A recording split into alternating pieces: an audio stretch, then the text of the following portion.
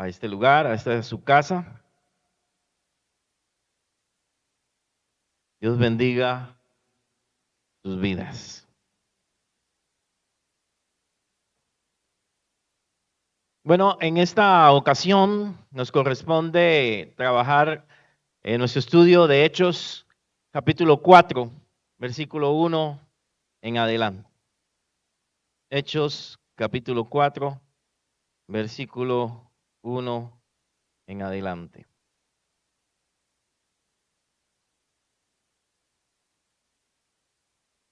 Cuando lo tengan pueden decir amén. Leemos una porción que dice así: hablando ellos al pueblo, vinieron sobre ellos los sacerdotes con el jefe de la guardia del templo y los saduceos, resentidos de que enseñasen al pueblo y anunciasen en Jesús la resurrección de entre los muertos. Y les echaron mano y los pusieron en la cárcel hasta el día siguiente, porque era ya tarde. Pero muchos de los que habían oído la palabra creyeron, y el número de los varones era como 5,000. Dios, queremos poner en tus manos este tiempo para que seas tú hablando a nuestros corazones, para que seas tú enseñándonos, Señor, a través de tu palabra, guiándonos a toda la verdad. Danos la sabiduría para poder predicarla. Danos la sabiduría para poder entenderla en esta hora, Señor. Guíanos a través de tu Espíritu Santo en este momento. Que tú hables a nuestros corazones, que tú hables a nuestras vidas en esta hora. En el nombre poderoso de Cristo Jesús. Amén y amén.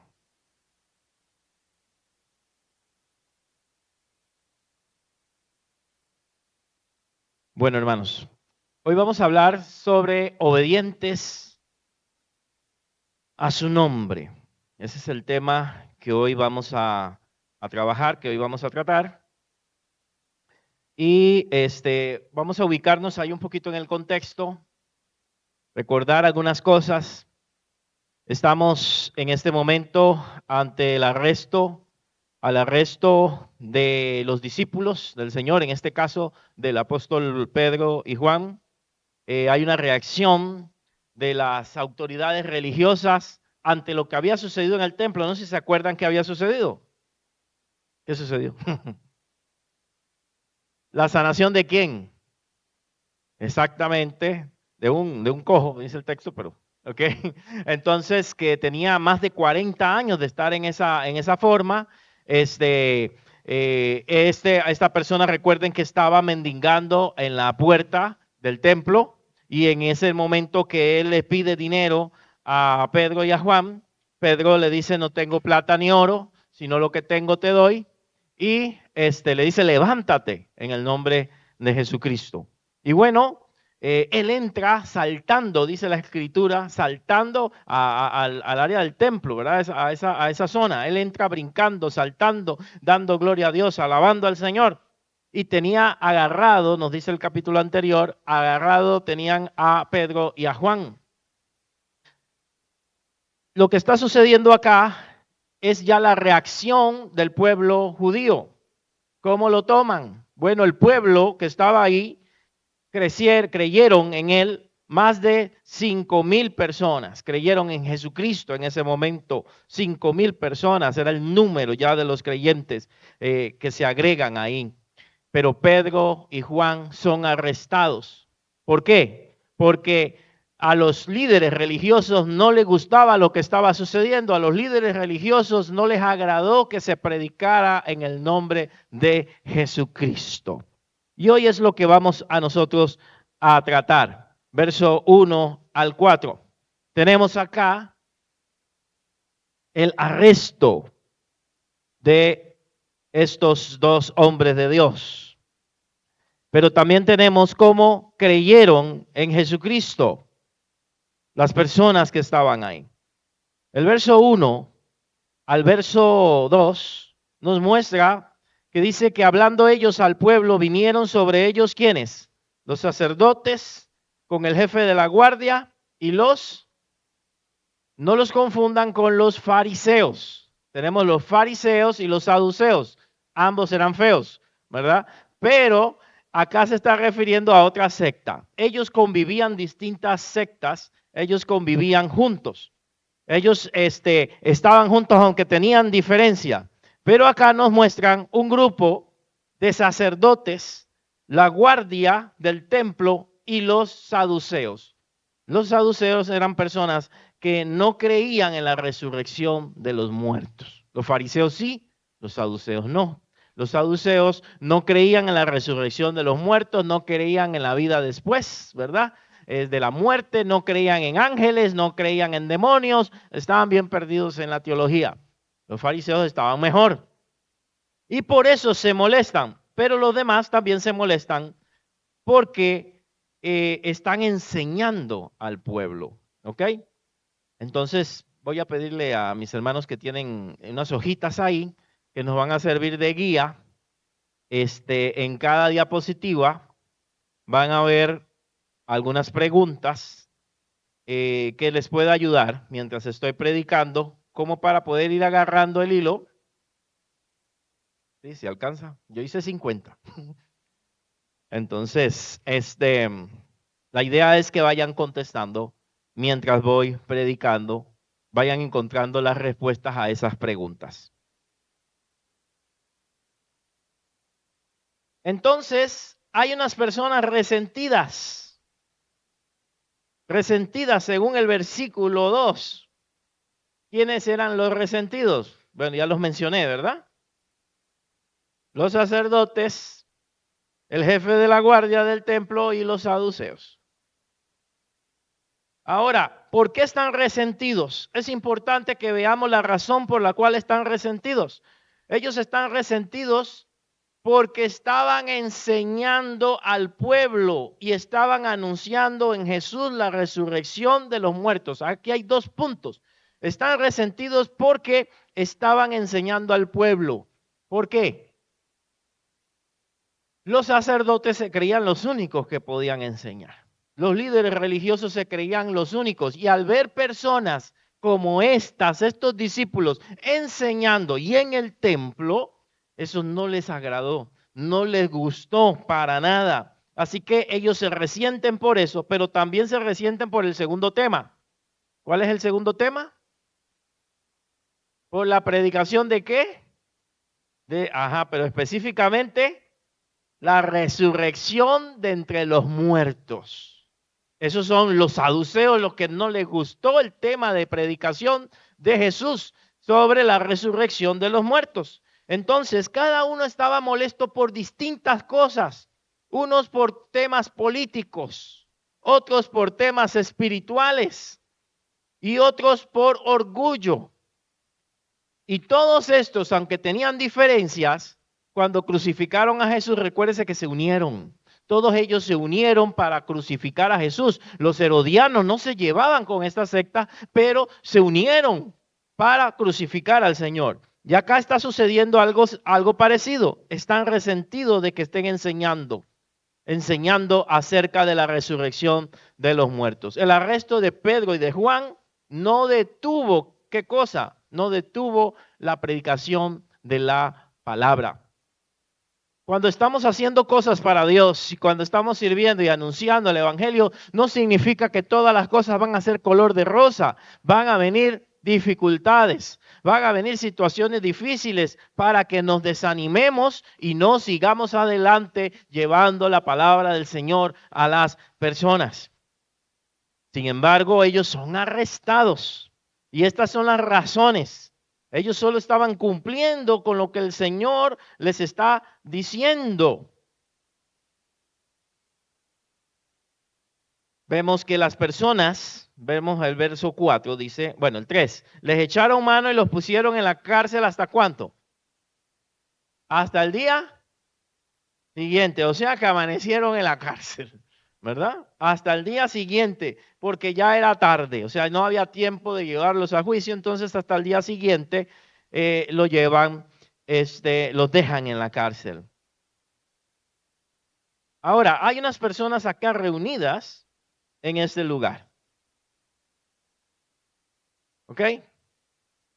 Ya en la mañana, ya al día siguiente, Bueno, hay un pero, perdón, en el verso 4. ¿Qué sucedió con los que habían oído la palabra? Mientras que Juan y Pedro son llevados a la cárcel, ¿qué sucedió con la gente que estaba escuchando el mensaje? La gente que estaba escuchando el mensaje creyeron en la palabra, habían oído la palabra y creyeron, y el número de los varones eran como 5,000. O sea que mientras estaba pasando algo difícil y algo feo, Dios estaba glorificando por otro lado. La gente que escuchó creyó y se convirtió, pero ellos fueron a la cárcel. Tal vez estás queriendo hacer algo bueno y positivo y las cosas se complican. Y usted dice, bueno, mejor no hago nada porque las cosas no están saliendo como yo quiero. Mejor no realizo nada, mejor ya no sirvo, mejor ya no busco del Señor porque las cosas se complican. Pero así es una guerra, hermanos. Estamos en una guerra y en una guerra hay batallas de ambos lados. Nosotros ganamos por un lado y también nos atacan.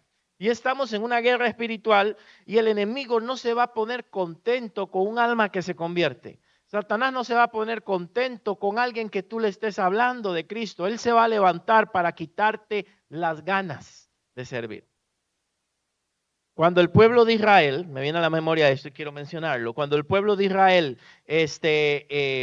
Moisés fue enviado al pueblo de Israel para sacarlo de Egipto, una de las cosas que le dijo al faraón, deja ir a mi pueblo para que le haga fiesta a Jehová en el desierto. ¿Y qué hizo Faraón? Faraón endureció las cargas, los puso, él les daba a ellos todo lo necesario para hacer ladrillo. Pero en esta ocasión le dijo, ahora no les voy a dar la materia prima, la van a tener que ir a buscar ustedes. Así que ellos estaban súper cansados y súper agotados para que no piensen en cosas vanas, para que no piensen en hacer fiesta a Jehová. Nosotros no somos esclavos. Pero este mundo está gobernado por Satanás. Entonces, de repente te ponen a trabajar más horas. De repente, ¿verdad? Tú querías hacer cosas y se complica la situación familiar. Y se multiplican las cosas que hay que hacer. Y entonces ahí quedas, hecho para atrás o sigo hacia adelante. Él va a presionar por todas partes para que nosotros nos desanimemos y no hagamos lo que tenemos que hacer para Dios. Para que nosotros dejemos de servirle. Pero alguien valiente, a pesar de las circunstancias, sigue adelante. Aquí hay un cuestionamiento en esta diapositiva. Y este cuestionamiento es hacia ellos, el verso 5 en adelante. Aconteció al día siguiente que se reunieron en Jerusalén. Ahora vamos a ver aquí quiénes se habían reunido. ¿Qué personas se habían reunido al día siguiente aquí? ¿Quiénes? Los gobernadores, los ancianos, los escribas y el sumo sacerdote Anás, y ahí está Caifás. Anás era un sacerdote, ¿cómo se llama eso? Son sacerdotes porque tienen tiempo honorífico prácticamente. Ya él estaba jubilado. El que estaba a cargo era Caifás. ¿Qué tiene que ver con la crucifixión de Jesucristo? No es un título, es el mismo Caifás. Ahí están reunidos ellos y los escribas. Entonces, acá podemos ver que se encontraban los gobernantes. ¿Quién eran los gobernantes? Generalmente los que gobernaban eran generalmente de la secta de los saduceos, eran los que eran sacerdotes, no siempre, pero la mayoría eran sacerdotes, eran de la secta de los saduceos. No eran muy grandes, pero sí eran influyentes. Era el grupo de mayor riqueza económica, era el grupo de sacerdotes en su mayoría. Estaban los escribas, que eran los maestros de la ley, que a veces también habían fariseos entre ellos. Entonces ahí tenemos otro grupo, que eran los estudiosos de la ley. Y tenemos el sumo sacerdote también acá con ellos. Y se me olvida, los ancianos, que eran los líderes del pueblo, los líderes del pueblo. Estos juntos formaban el Sanedrín judío, que eran los que se encargaban de tomar las decisiones cuando había algún alboroto, eran la autoridad en Israel. Así que estaba convocado el máximo poder ahí para ver qué estaba sucediendo con estas personas en eso. O sea, se agregaron más gente en la mañana para hacer daño. ¿Ok? ¿Cuál es la pregunta que hacen aquí? Aquí hacen una pregunta. ¿Alguien la encuentra? Poniéndoles en medio le preguntaron con qué autoridad o con qué nombre, con qué potestad, con qué autoridad o con qué nombre habéis hecho ustedes esto. ¿Quién los autorizó para hacer esto? ¿Quién les dio autoridad? ¿Bajo qué nombre? ¿Se recuerdan que les había dicho que el nombre de una persona era autoridad? El nombre de una persona le daba poder. Más si estamos hablando de un rey. Entonces ellos preguntan, ¿con qué autoridad? ¿Quién les dio permiso? En lo tico, ¿quién les dio permiso para que ustedes hagan eso? ¿Ok? ¿Con qué potestad? ¿Con qué autoridad ustedes están haciendo estas cosas? Ahora, ¿qué pasa con Pedro? ¿Cómo está Pedrito ahí? Lleno de ira, lleno de hamburguesas. Algunos quisieran estar llenos de hamburguesas tal vez ahora. Lleno de qué sé yo. Lleno del Espíritu Santo de Dios. Estaba lleno del Espíritu Santo. Estaba controlado por el Espíritu Santo. Estaba saturado del Espíritu Santo. Y eso es todo un tema. ¿Cómo podemos ser llenos del Espíritu Santo? Por medio de la búsqueda de Dios, en oración, cada vez que nos sometemos a Él y a su palabra, a su voluntad. Somos llenos, somos controlados por el Espíritu Santo. Vea que aquí Él está lleno del Espíritu Santo y no está hablando en lenguas como el capítulo 2, porque no siempre tenemos que decir, bueno, hay una manifestación y tiene que haber esto. No, Él está lleno del Espíritu Santo, pero está hablando en su idioma. Él está lleno del Espíritu Santo, pero no está viendo una visión. Él está lleno del Espíritu Santo y no se está cayendo. Él está lleno del Espíritu Santo y lleno del Espíritu Santo habla, dice algo. Esas palabras que Él va a decir son guiadas, dirigidas por el Espíritu Santo. Jesús les había prometido a ellos, además de que recibirían poder, que cuando serían perseguidos, Él les iba a dar sabiduría, Él les iba a decir qué tenían que hablar cuando alguien los llevara a juicio. El Señor ya se los había prometido. Entonces el Espíritu Santo no es para un show. El Espíritu Santo también da sabiduría para defenderte, sabiduría para hablar la palabra de Dios, sabiduría para protegerte. Y eso es lo que hace Él acá. Entonces ahora Pedro, lleno del Espíritu Santo, les dice gobernantes del pueblo y ancianos de Israel, puesto que hoy se nos interroga acerca del beneficio hecho a un hombre enfermo. Me está diciendo, o sea, me están interrogando por algo bueno. Me están interrogando por el beneficio que se hizo a un hombre que estaba enfermo. ¿Ok?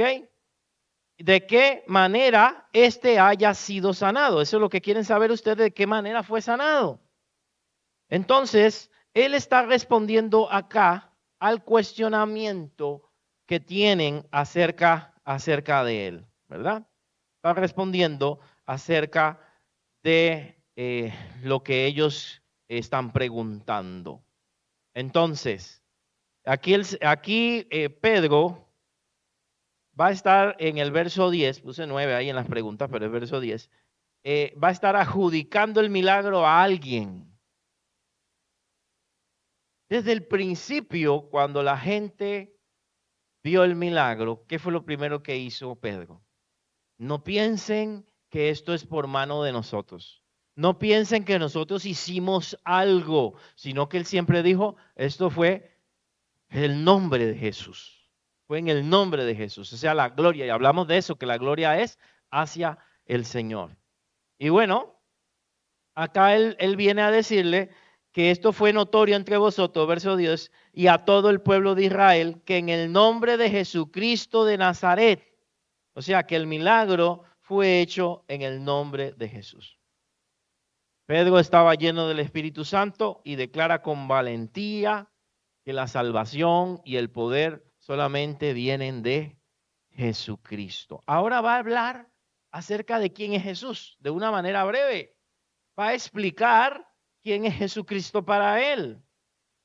Va a hablar acerca de la persona de Jesús. Ok. Ahí vemos cómo opera también el Espíritu Santo y cómo opera también nuestro Señor Jesucristo. Versículo 10. Vamos a ver, aquí. Al 12. Dice así. Sea notorio a todos vosotros y a todo el pueblo de Israel que en el nombre de Jesucristo, ¿verdad? Ahí pueden ver en la diapositiva, en el nombre de Jesucristo de Nazaret. ¿Y a qué se está refiriendo a Jesucristo de Nazaret? ¿Por qué menciona a Jesús de Nazaret? Porque quiere identificar quién es este personaje y dónde se crió. Recuerden que como prediqué el domingo, la gente pensaba que de Galilea, de Nazaret, no podía salir nadie bueno, nada bueno. Jesucristo, y lo subraya, de Nazaret, estuvo en un lugar humilde. Jesucristo de Nazaret está hablando de su etapa de humano también. Está refiriéndose a su humanidad. Fue en el nombre de Jesucristo de Nazaret. O sea, para que ocurriera un milagro de esta magnitud, estos milagros se creían que solo Dios podía hacer, revertir alguna enfermedad desde el nacimiento, que se había tenido desde el nacimiento. Y aquí está Jesús, el nombre de Jesús haciéndolo. Por eso están escandalizados, están poniendo a Jesús como Dios. Y eso es lo que los tiene a ellos escandalizados. Y ellos dicen, esto fue hecho en el nombre de Jesús de Nazaret. Pero vea, les echa la culpa. ¿A quién ustedes qué hicieron ustedes? ¿Hay quién está ahí? Caifás. Y yo quiero hacer un alto. Caifás es parte de los que tuvieron la culpa de haber crucificado a Jesús. Y Pedro está enfrentando a Caifás. Recuerde a Pedro cómo estuvo en esa escena cuando estaba siendo enjuiciado Jesús. ¿Qué estaba haciendo Pedro? ¿No? Pedro se encontraba aquí negándolo. Lo negó 3 veces, dice la Escritura. Se acobardó y andaba de lejos, veía lo que estaban haciendo con Jesús, ¿verdad? Cuando le dijeron, tú eres el que andabas con ellos, hasta que hablas igual que ellos, maldijo, dijo otras palabras como para pasar desapercibido, y lo hizo y lo negó 3 veces, como el Señor se lo había profetizado. Me negarás 3 veces. Y dijo, no, jamás te negaré, iré a la muerte. Mentira. A veces hablamos de más. Y bueno, ese Pedro cobarde ya no está aquí. Aquí vemos un Pedro que no le importa morir y que está hablando ante el que lo puede llevar a la muerte, como llevó a su maestro. ¿No le importó? Está hablando ante Caifás y ante los demás. Ustedes crucificaron a Jesús. A ese que crucificaron, Dios lo exaltó. A ese que crucificaron es el que hizo esto. Esta sanidad fue en el nombre de Jesucristo de Nazaret, a quien ustedes crucificaron y Dios resucitó de entre los muertos. Y aquí vemos también el tema de la resurrección. El tema de la resurrección también era un problema, porque el hecho de que se ocurriera la resurrección de los muertos en esa época, que con Jesús dice la Biblia que Él es la primicia, o sea, fue el primero de los resucitados, estaba indicando que los gobiernos de la tierra venían a su fin. Y ellos estaban muy acomodaditos al dinero, a la religiosidad, a la fama. Ellos estaban estableciendo un reino de beneficio con Roma y todo. Y el hecho de que hubiera resurrección significa que esto acaba, que esto está por terminar, está empezando el fin, por así decirlo. Así que la resurrección de los muertos tampoco era un tema que ellos querían oír. Hoy en día un tema que la gente no quiere oír es la venida de Cristo. ¿Por qué? Porque estamos tan cómodos. Las mismas iglesias estamos cómodas. Queremos seguir aquí.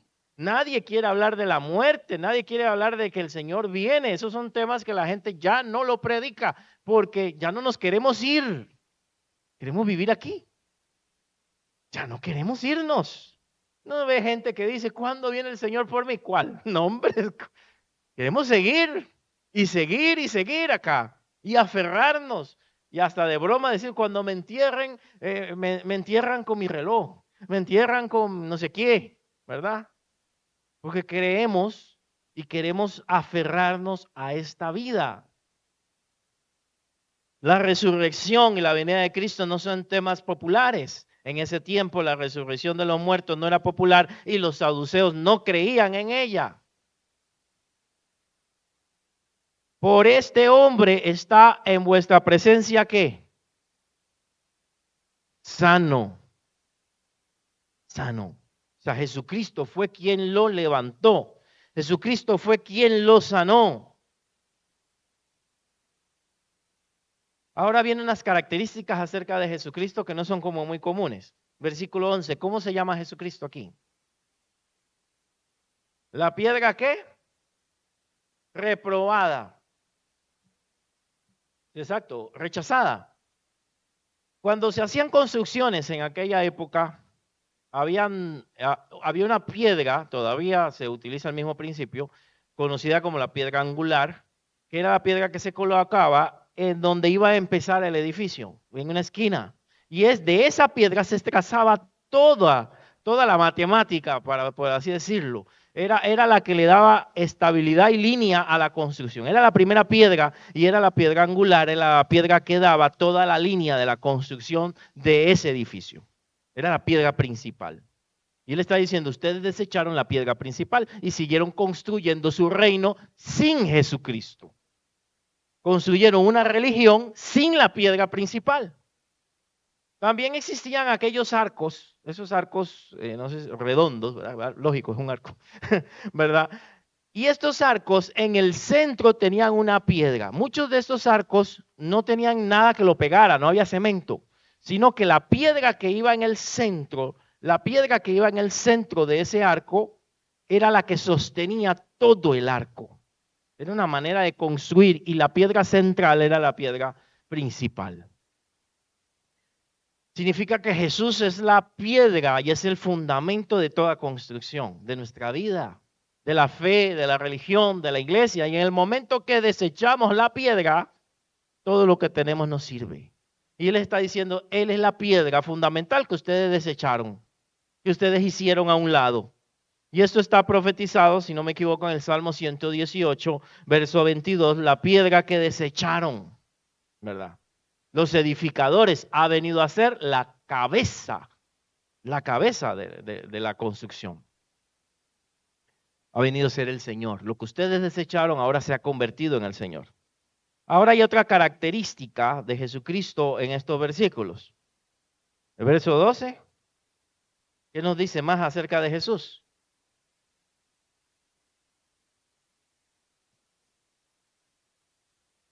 Préstele mucha atención a esto. Lo leemos a la ligera. Y en ningún otro, llámelo como usted quiere, ni en Pedro, ni en Juan, y no sigo mencionando por respeto, en ningún otro hay salvación. Pedro era bueno, sí, claro. Un hombre de Dios, sí, claro. La salvación no es a través de él, ni a través de otra, no. En ningún otro hay salvación, porque no hay otro nombre.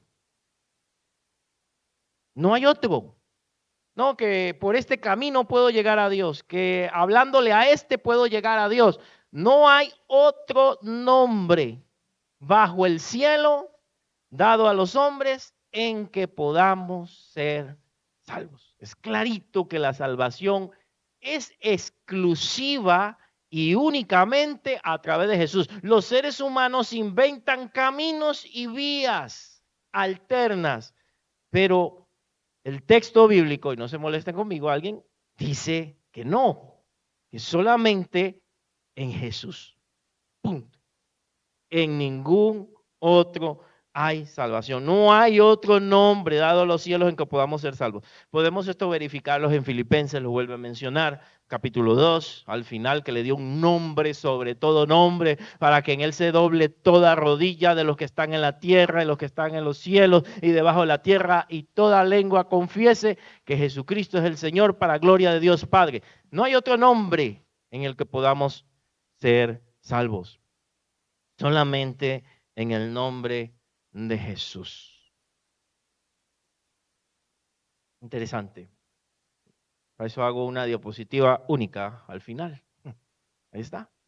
En ningún otro hay salvación, solo en Jesús. Ese es fundamental y es un versículo clave de nuestra fe como creyentes, como cristianos.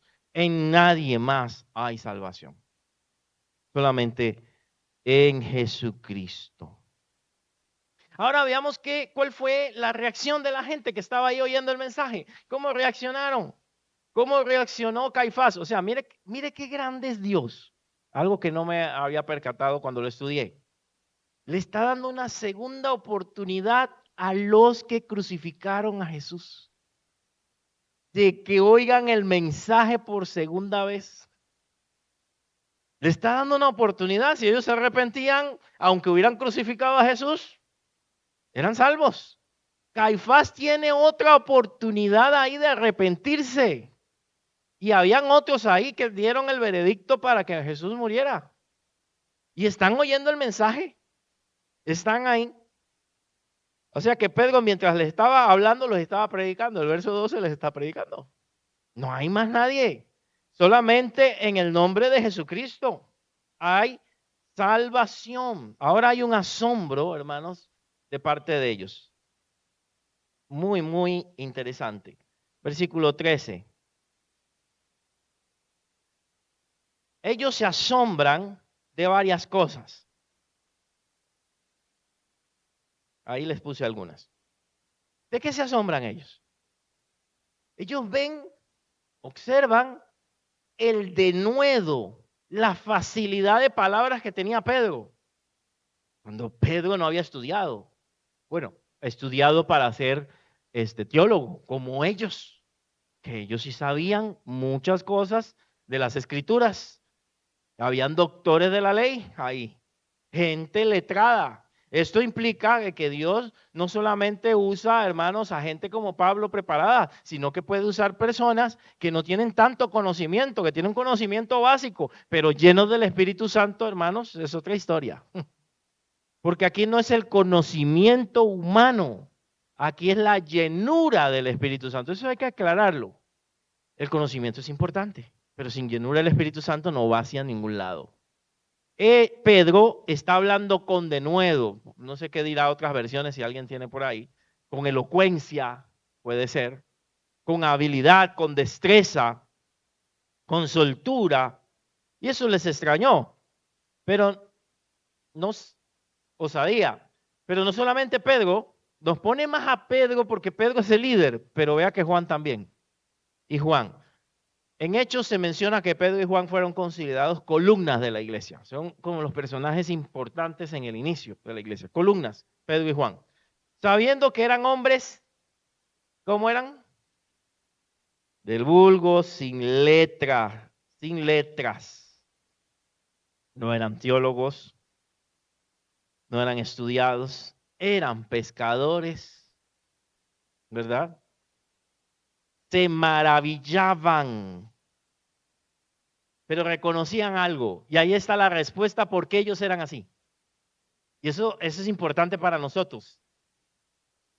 Porque reconocieron que habían estado con Jesús. Y cuando usted está con Jesús se nota. Si usted estuvo hoy con Jesús orando, se nota. Si estuvimos con Jesús espiritualmente, con su palabra y en oración, se va a notar en nuestra vida y en nuestro comportamiento, en nuestras palabras. Ellos estuvieron con Jesús, reconocían que habían estado con Jesús. No solo por el hecho de que ellos habían caminado con Jesús, porque ya hablaban igual que él. Y eso se llama discípulo.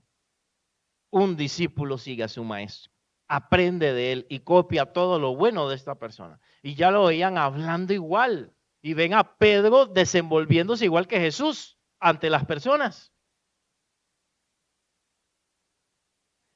Reconocían que habían estado con Jesús. ¿Qué puede ver la gente en nosotros? ¿Que con quién estamos?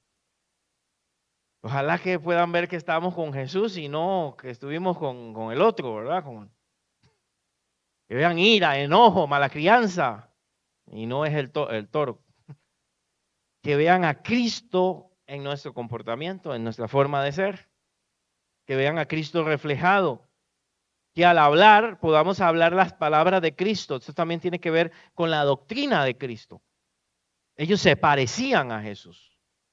Recuerde que la palabra cristiano significa Cristo en pequeño y fue el primer nombre, fue uno de los nombres que le pusieron en Alejandría a la iglesia. Por primera vez en Alejandría, lo vamos a estudiar acá, se dijo a los creyentes cristianos, pero era despectivo. Ahí van los cristianos, o sea, los cristitos, los cristos pequeños, o sea, se parecen a él, hablan como él, se manejan como él. Y la iglesia le gustó el término y hasta el día de hoy lo usamos. Pero era un insulto, para que usted sepa. Cristiano era un insulto. Ahora es nuestro título, uno de nuestros títulos. Así que ellos reconocieron que habían caminado con Jesús, ¿verdad? El verso 14 dice que y viendo al hombre que había sido sanado, que estaba en pie con ellos, no podían decir nada en contra. O sea, ellos estaban con las ganas de hacerles algo, pero miraban al hombre que estaba ahí brincando, ¿verdad? ¿Y cómo vamos a hacer? ¿Cómo vamos a decir que lo sanó un demonio? Que eso no fue cierto. No lo podían negar. O sea, era evidente que fue Dios. Era evidente que fue Jesús. No podían negarlo. No podían taparlo como taparon la resurrección de Jesucristo. Que dijeron que habían robado el cuerpo y todo lo demás. Aquí no podían taparlo. Porque veían al hombre en pie. Entonces, como no tienen nada que hacer, siguen otro plan. No pueden hacerles daño porque hay mucha gente ahí. Porque el pueblo estaba feliz. No pueden hacerles daño.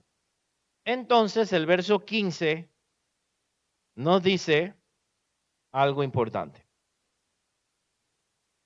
Dice, entonces les ordenaron que saliesen del concilio y conferenciaban entre sí.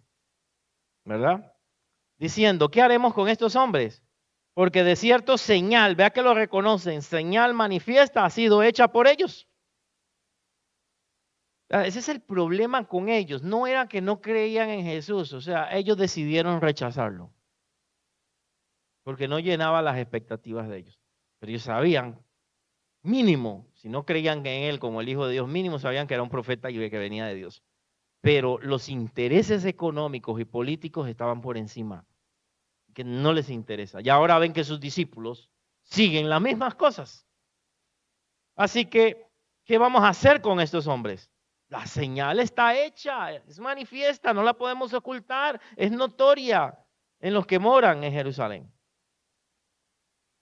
Así que, ¿por qué ellos no podían hacer nada? Decir nada en contra. Porque era ¿qué? Evidente. El milagro era evidente lo que había sucedido.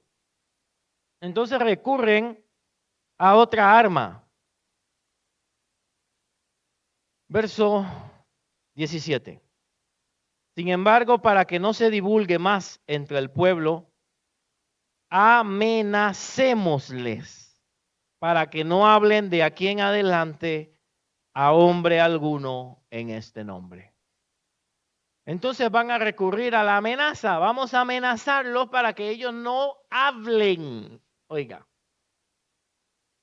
¿Y cuál es la táctica que hace el diablo a veces? Nos amenaza para que no hablemos en el nombre del Señor. Nos asusta, nos mete miedo, nos mete temor, nos ataca para que nosotros no cumplamos la misión para la cual Dios nos llamó. Nos quedemos ahí queditos y vamos a quedarnos queditos para que el gobierno esté tranquilo con nosotros y no hagamos nada. Hermanos, la persecución hacia el cristianismo no es cuestión nada más de África y de algunos países. Hay países latinoamericanos que han ido aprobando algunas leyes contra mínimo que usted dé un tratado en un parque. Hay lugares donde eso es prohibido, porque usted le está quitando la libertad a la persona de gozar ahí del parque. Bueno, los chiquillos creo que la semana pasada fueron algunos jóvenes a repartir tratados. Nuestra hermana Yadira también estuvo con ellos y también se topa de que no se puede en el módulo oxígeno entregar un tratado tampoco, ¿verdad? Interesante.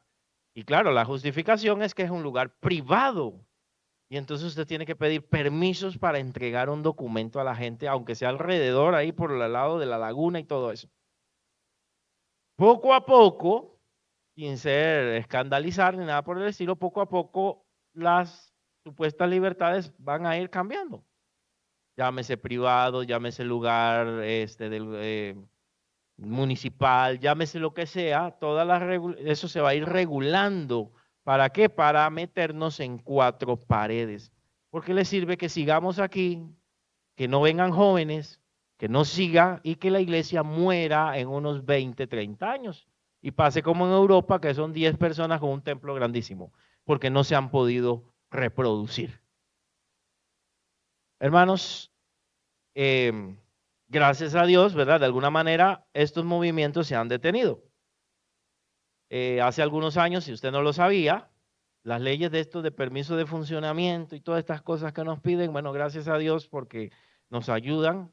Como le he dicho, usted no va a un bar de la esquina, bueno, aquí hay uno de la esquina literalmente, y usted no ve nada de eso.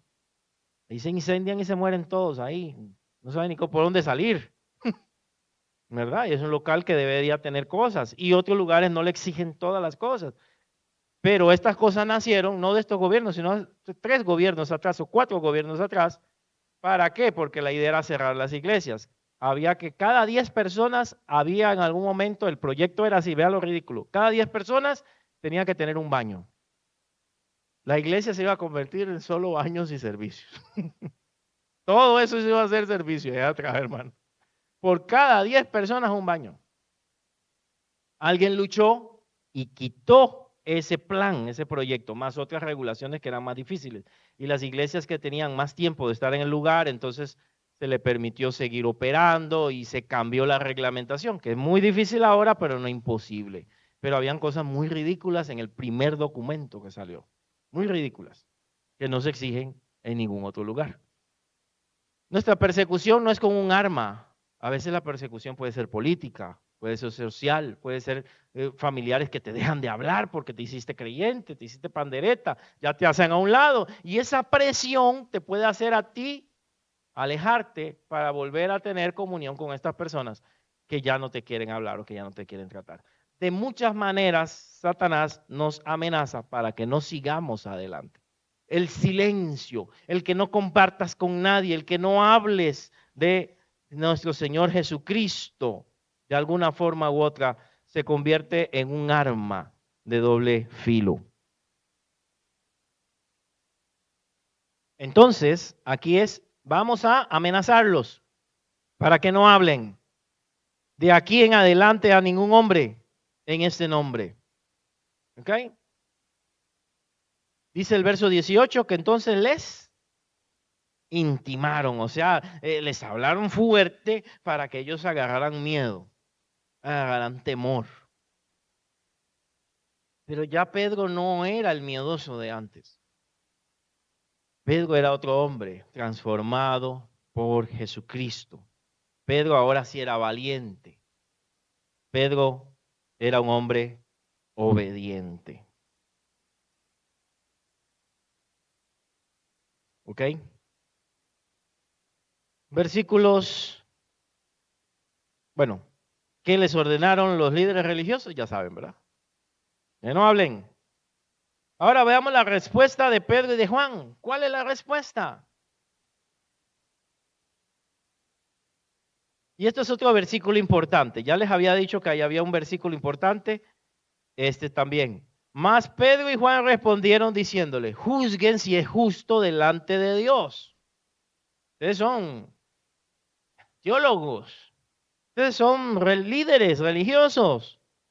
Analicen si es justo delante de Dios obedecerles a ustedes antes que a Dios.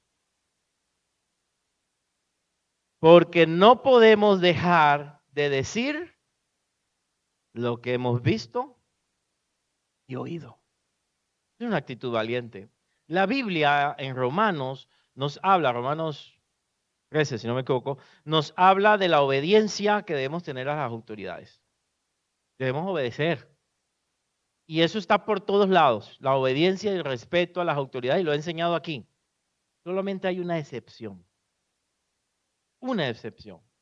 y es esta excepción. Cuando te dicen que calles, cuando te dicen que no hables, que no prediques en su nombre, tenemos que decidir si vamos a obedecer a los hombres, al gobierno, al Estado, a quien nos esté amenazando, o vamos a obedecer a Dios. Si vas a obedecer a tu cónyuge, tus padres, a la persona que te esté diciendo que no busques de Dios, que no hables de Cristo, o vas a obedecer a Dios. ¿Es una decisión fácil? No. Es una decisión sumamente difícil. Pero la tenían claro ellos. Mejor es obedecer a Dios que a los hombres. Nos están poniendo en una encrucijada, pero ¿cómo vamos a obedecerlos a ustedes? No se puede. Tenemos que obedecer a Dios. No podemos dejar de decir lo que hemos visto y oído. Hermanos, y para las personas que no creen en Jesucristo, quiero decirles que esta es una evidencia de que realmente Jesús resucitó.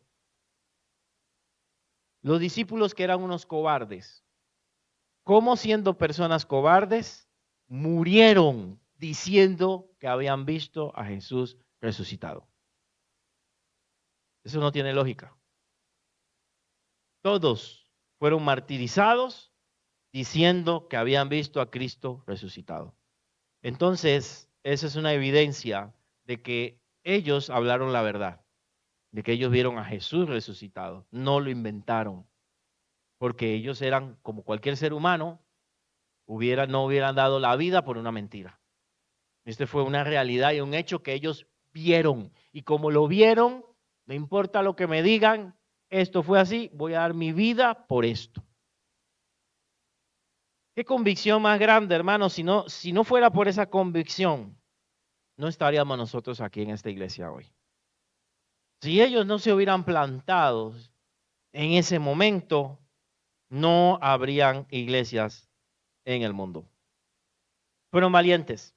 Es necesario obedecer a Dios antes que a los hombres. No podemos dejar de decir lo que hemos visto y oído. Pedro y Juan eligieron la fidelidad a Dios. ¿Qué eliges tú? ¿Nos acomodamos para seguir subsistiendo? Hay momentos que nos ponen contra la espada y la pared. Y esperemos que en esos momentos a quien elijamos es a Dios y a su palabra. ¿Ok? Así que ellos lo intentaron asustarlos. Los líderes religiosos trataron, no podían castigarle. Verso 21. Puestos en libertad, perdón, 21, me fui. Ellos entonces les amenazaron y les soltaron, no hallando ningún modo de castigarles. ¿Pero por qué? ¿Por causa de quién? Dice el texto. Por causa del pueblo. Y así que ellos no podían tocarles si no se hace una revuelta. Y como ellos querían quedar bien con el pueblo, entonces no pudieron castigarlo. Voy a poner la otra. ¿Ya? Viene la liberación. No pueden castigarlo, sino que lo que hacen es amenazarlos. Es lo que hacen con ellos. El pueblo, ¿qué? Como dijo Randall acá, porque todos glorificaban a Dios. Todos estaban glorificando a Dios por el milagro. Solo los amargados y Caifás y eso no glorificaban a Dios. La envidia, hermanos. Cómo estas personas poco estudiadas hablan así y cómo Dios los respalda. Y nosotros, con tanto conocimiento, el pueblo no los quería. Ellos no eran afines a las personas, más bien abusaban de su autoridad. Así que no había nada que hacer. El pueblo glorificaba a Dios. Y aquí nos declara también por qué no podían hacer nada. Verso 22. Había otra razón. El hombre en quien se había hecho el milagro de sanidad tenía más. Como nosotros. Más de 40 años. Más de 40 años tenía él. De que estaba con esa condición. Más de 40 años de que se encontraba de esa manera. O sea, era evidente, la gente lo conocía, era alguien conocido, era evidente de que él no estaba fingiendo, era evidente que fue un milagro. Y como les dije, los ciegos de nacimiento y las enfermedades de nacimiento eran consideradas únicamente sanadas por Dios. Nadie podía hacerlo. Evidentemente era el Señor. Reflexionemos en algunas cosas.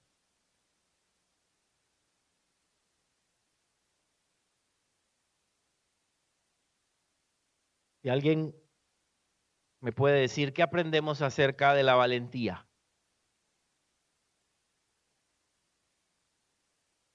¿Ah? ¿Qué aprendemos de ser valientes? ¿O de qué depende la valentía? Tengan miedo, hermanos. Sí.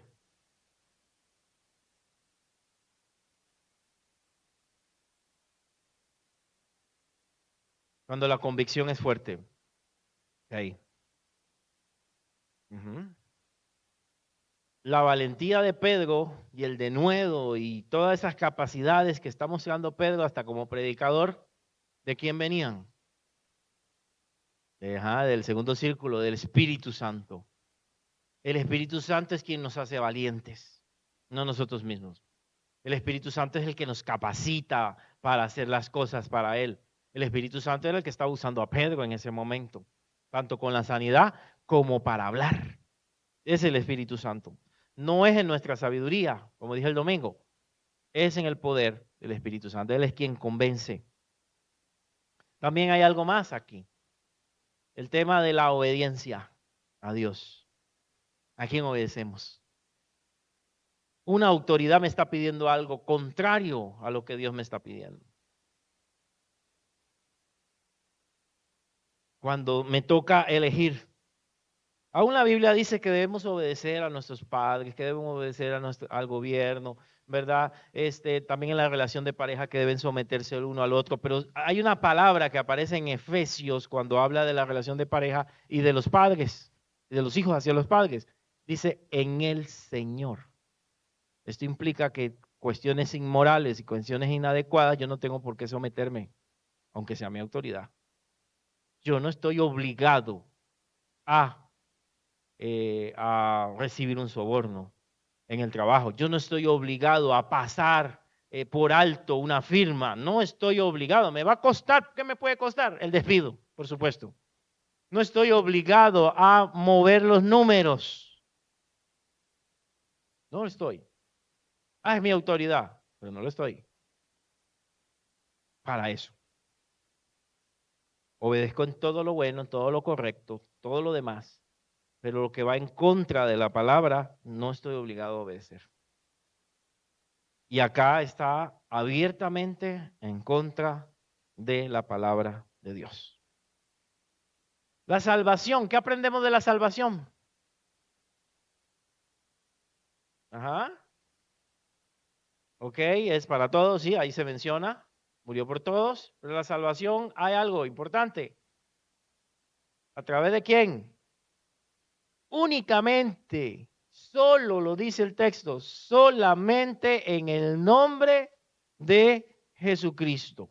Nadie más. Es la salvación, lo aclaro, ¿verdad? En el nombre de Jesucristo. ¿Qué aprendemos de la persecución?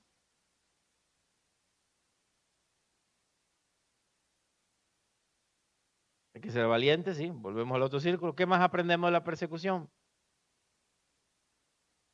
Persecución, dificultad, pruebas. ¿Por qué pueden venir? Para evitar que hablemos de la palabra del Señor, o puede venir por testificar, por dar testimonio. de Jesucristo. Bueno, el testimonio que está ahí.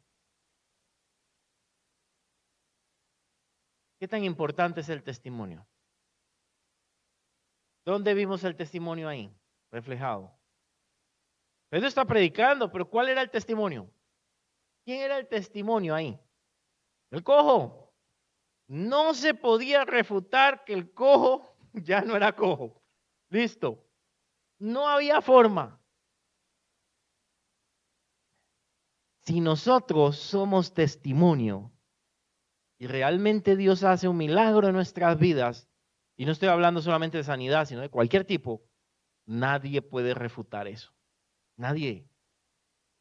Porque usted es un testimonio vivo de que hay poder en Cristo para cambiar, para transformar. El testimonio es sumamente importante para callar las bocas de aquellas personas que no creen en Jesús. Tu testimonio habla más, hermanos, que 1000 palabras. El hombre ahí parado a la par de ellos, los dejaba a ellos callados. Lo que Dios ha hecho en tu vida como creyente es sumamente importante a la hora que tú prediques y hables de Cristo a otras personas. Vamos terminando. ¿Qué decisión difícil estás evitando tomar por temor? ¿Hay alguna decisión difícil? A veces la hay. ¿A quién vamos a obedecer? Obedece a Dios cuando te toca tomar una decisión difícil. Obedece a Dios, no tus emociones, no tus sentimientos. Obedece a Dios. ¿En qué área necesitas obedecer a Dios sobre los hombres? Están los hombres pidiéndome esto, pero ¿qué quiere Dios? Dios quiere que seamos obedientes. Algo para recordar. Hechos 4:20. No debemos dejar de decir lo que hemos visto y oído. Lo que yo he vivido, no puedo dejar de contarlo. No puedo dejar de decirlo. Que lo crean, que no lo crean, eso es cuestión de las personas. Pero yo no puedo dejar de decir lo que he visto y lo que he oído acerca de Jesucristo. Amén. Así que, amados, muchas gracias por ser parte de esta enseñanza. Que mi Dios me les bendiga a cada uno de ustedes grandemente. Puedo observar qué montón de enseñanza tenemos para la iglesia en el libro de Hechos. Tenemos mucho. Y Hechos y la iglesia primitiva debe ser nuestro ejemplo de iglesia. No lo que hay hoy, no. La iglesia primitiva es nuestro ejemplo de lo que debemos ser y lo que debemos hacer y lo que debemos predicar como iglesia. Ese es nuestro ejemplo. Por eso estamos haciendo este estudio. Oramos. Padre eterno, mi Dios, gracias porque nos has permitido estudiar esta porción del capítulo 4. Padre, gracias por ayudarnos a aprender a través de las Escrituras y por retarnos, mi Dios, retarnos a ser más valientes, a hablar a otros de Cristo, a ser llenos del Espíritu Santo, a dar testimonio, a ser obedientes y a soportar la persecución y a confiar en ti. Ayúdanos a no dejar de decir lo que hemos visto y oído. Que nadie nos silencie, que podamos hablar de Cristo con toda libertad. En el nombre de Cristo Jesús. Amén.